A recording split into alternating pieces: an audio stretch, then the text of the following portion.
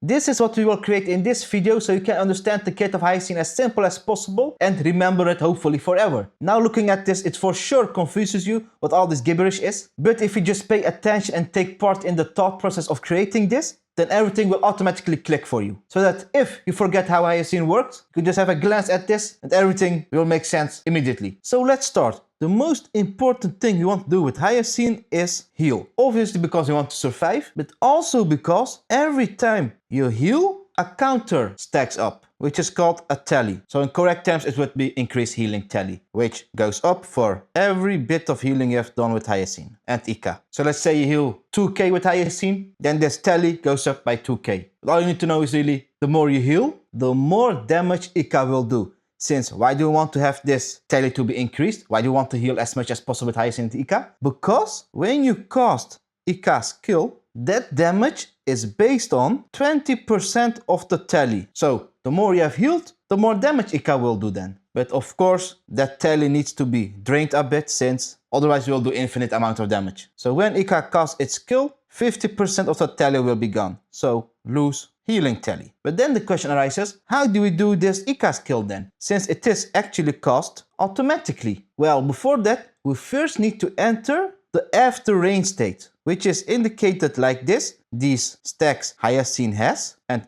how do we get these stacks then? When you cast your ultimate, Hyacine gets these stacks, which lasts for 3 turns. So now we can go to how can we cast Ika's skill. Well, when you enter this after rain state and you do any ability with Hyacine, which is ultimate or skill or basic attack with Hyacine, then Ika will automatically cast his skill, which will do 20% damage of the healing amount you have done. So now we are like, how can we heal as much as possible to do as much damage as possible? Because the more you heal, the more damage Ika will do. Well, luckily for us, when we cast our ultimate or skill, we will heal. From which Ika will heal the most and all our allies will heal too, but a bit less compared to Ika, but still quite a decent amount. And the other main way of healing is whenever an ally loses HP, so we want to actually lose HP, since when we lose HP, anyone in our team, except Ika though, what will happen is this. Ika will lose a little bit of HP, but because of that,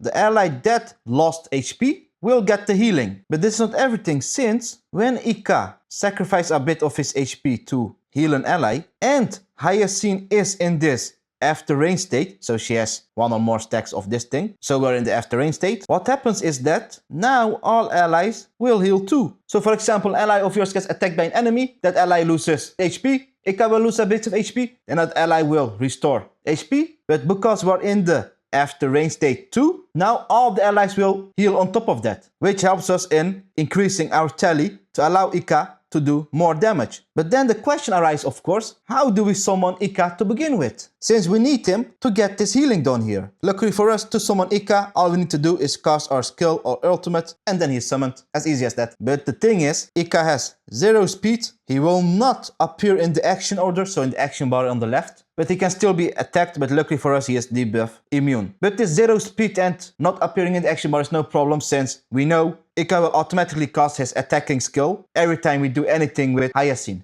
when we are in the after rain state. So he's like basically follow-up attacking, but it is not considered as a follow-up attacking whenever Hyacine casts an ability. And if for some reason Ika dies because the enemy is like one-shotting you, well, luckily for us, when he disappears, Hyacine will get a 30% action advance. So you can immediately cast our skill or ultimate to summon Ika back. And also, another cool thing is, when you summon Ika, Hyacine will get 15 energy. If it is the first time you summon Ika, then you will get 30 additional energy on top of that. So you can enter this after rain state faster, since you get your ultimate up faster. And another cool thing with casting your ultimate and skill is that when you cast it, it will dispel 1 debuff from all allies, which is pretty neat. Alright, we see that we have now a couple of ways to heal. We can heal with our ultimate, our skill. Whenever an ally loses HP, Ika will lose HP but will heal that ally. And if we're in the after rain state, all allies will heal on top of that. There's also another way to heal, and that is with our technique, which will just heal all allies and increase the max HP of all allies which also happens when you enter the after rain state, which is always appreciated. But you might think, why do we need this healing with the technique? Since with endgame modes you already start with max HP. Well, it is actually helpful in the endgame modes even when you have max HP, since every time you heal, the damage of Ika will increase, which can stack up to 3 times. So the technique healing adds 1 free stack for Ika, which is always appreciated. This also lasts for 2 turns. And another cool thing with healing is that when you heal someone who has 50% or less HP, you get a free 25% healing bonus, which is always appreciated. So now we see the main flow of Hyacine and Ika. We just want to heal, get our tally up, and then just do any ability with Hyacine when we're in the after rain state, so that Ika can automatically cast his attack to do quite a lot of damage, since it will do a lot of damage, because just for free, Hyacine and Ika have 100% crit rate, because why not? But also, Hyacine only will have 50% effect resistance. And the last thing we haven't discussed with Hyacine's kit is that we want to have speed. We want to have especially 200 speed on Hyacine, because when you have that, Hyacine and Ika will get 20% max HP. And for every 1 speed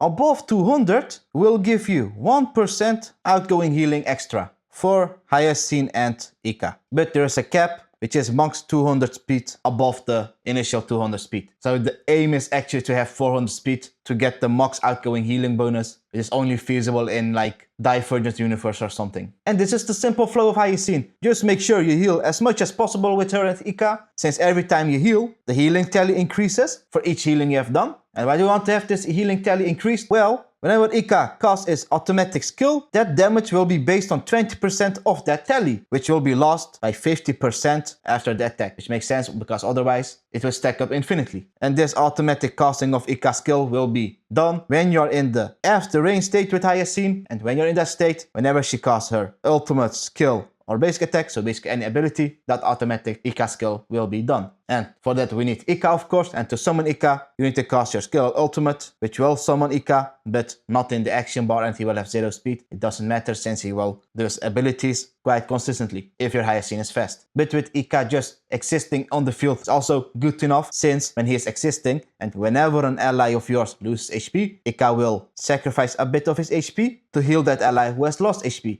But if you're in the after rain state, so in this state, then all allies will heal on top of that, which will help us in increasing our healing tally. Now Ika can do more damage with his attack. So basically, make sure your Hyacine is fast and you heal as much as possible with her, and you will be all fine. So I thank you for paying attention, and see you the next time. Bye.